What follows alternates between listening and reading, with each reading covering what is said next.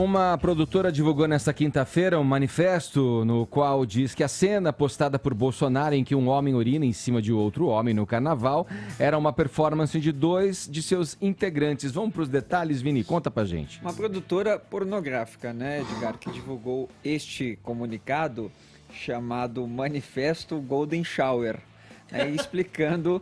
Vai entrar pros anais do... Ai, nossa! Meu Deus.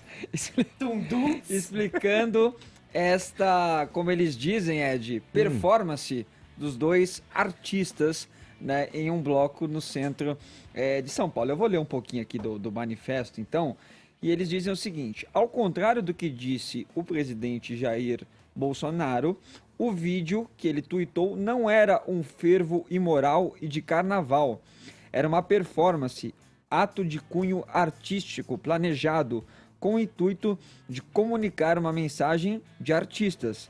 Nessa performance, portanto, é ato político, um ato contra o conservadorismo e contra a colonização dos nossos corpos e nossas práticas sexuais. Lembrando que a identidade das duas pessoas foram mantidas aí em sigilo, inclusive eles teriam até saído da cidade por medo aí de represálias, e este comunicado aqui foi assinado pela produtora pornográfica do qual os dois fazem parte. E aí eles dizem também o seguinte, Edgar: apesar de surpresas com a repercussão do registro da nossa performance, nossa, que surpresa, né?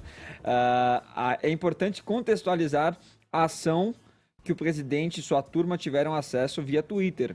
Ela é uma resposta ao retrocesso moral e institucional que avança desde o dia de sua posse, porque estamos cansadas. O presidente, frente à enxurrada de críticas nos carnavais de todo o país, preferiu produzir outra cortina de fumaça nas redes. Afinal, é mais importante fiscalizar do que tratar de administrar o país e dar melhores condições de vida para quem precisa. E nós, a população brasileira, merecemos respeito independente das práticas sexuais, das identidades de gênero, de raça e de classe. Ô Vini, deviam ter colocado uma placa, né, pra avisar que era um protesto. Pois porque é. A cena, enfim, eu não sei porque estão fora, mas presumo que seja por conta da lei, que pode ir pra cima deles, por conta de um atentado aí. Porque assim, ninguém que estava ao passando grave, por ao essa... pudor, enfim. Eu não acredito que as pessoas que estavam nesse bloco sabiam que ia ter esse ato político, como eles chamam, né? Pois é. Vamos deixar uma coisa bem clara aqui, porque eu acho que a nossa audiência, às vezes, também só escuta o que quer, né? Quando eu comentei isso da última vez aqui, eu deixei bem claro que eu achei bizarro, que eu acho que um crime foi cometido ali. Mas, sinceramente, pensando agora, tem coisas muito mais importantes para esse país se preocupar do que o corpo alheio. É obviamente chocante ver uma cena como essa, é obviamente desnecessário, desrespeitoso. Não precisa reiterar isso 1000 vezes, não. Eu acho que assim, ó, de fato, falar sobre corpo, falar sobre as regras que você impõe ao seu próprio corpo, falar sobre liberdades com o seu corpo é super importante. O carnaval, inclusive, é um ambiente muito propício para se discutir isso, mas há determinados limites e determinados espaços para que atitudes como essa, e especificamente, esse fetiche especificamente, sejam feitos. Eu acho que dá para discutir o limite do corpo e como o corpo é colonizado ou não, e a política do corpo de maneiras mais eficientes do que pelo simples choque, digamos assim. E nesse caso, era o choque pelo choque. Também concordo que as pessoas fizeram bem em sair daqui, porque eu não acho que expor elas numa conta de presidência da República, que vai tirar algo de um contexto que, obviamente, já estava equivocado, mas era uma cena vista ali por algumas pessoas e que foi ampliada para o país inteiro para ser revista à exaustão, coloca, de fato, em risco essas pessoas, criminosas ou não. Também acho que essas pessoas agora vão pensar 2 vezes antes de cometer um ato desses em público. Ninguém está aqui para condenar o fetiche alheio. O que se está falando é que o espaço público, por vezes, não tolera comportamentos tão extremos. Porque a maior Seria parte da natural, por exemplo, sociedade... que eles fossem presos. Pois é, a maior parte da sociedade considera esse comportamento extremo e está previsto em lei.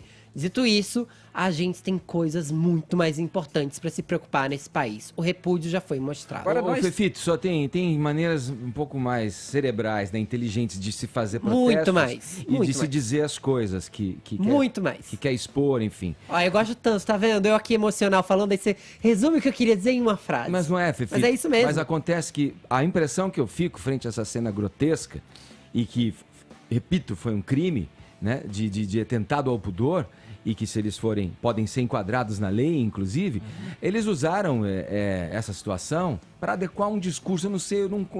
E não é estranho que esse eu não sei, discurso eu não tenha vindo acredito depois nesse- de toda essa nesse polêmica discurso. também?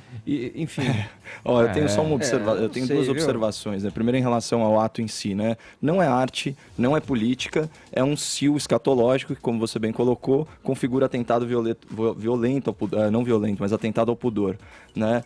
O violento é pela cena grotesca, né? Não pela terminologia jurídica. Agora, é aquela situação clássica de quando o feitiço vira contra o feiticeiro. Era a atenção que eles queriam? Então tá aí, tiveram toneladas da atenção merecida, atenção sob escrutínio popular, porque o que eles fizeram é um tremendo absurdo, uma falta de respeito com o público que estava na rua, incluindo, eventualmente, crianças. E do ponto de vista político, é importante pontuar que cai por terra o pedido de impeachment da bancada petista, que era baseada na lei de importunação sexual. Como a gente já tinha adiantado para o ouvinte do Morning Show, estava clara a intenção de publicizar o ato.